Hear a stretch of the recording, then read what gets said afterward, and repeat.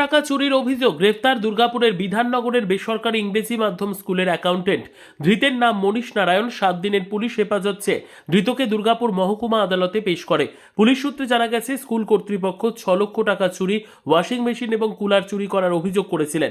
ধৃতকে পুলিশি হেফাজতে নিয়ে টাকা উদ্ধার করার এবং চুরি যাওয়া জিনিস উদ্ধার করার জন্য।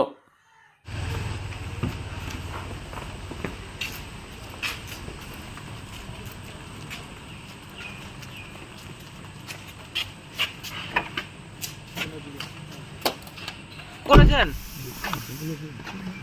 বলছি চুরি কেন করেছেন? चोरी नहीं किया है। हैं चोरी नहीं किया।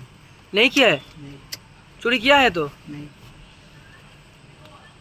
क्या नाम है आपका? क्या नाम है? मनीष हाँ मनीष नाम।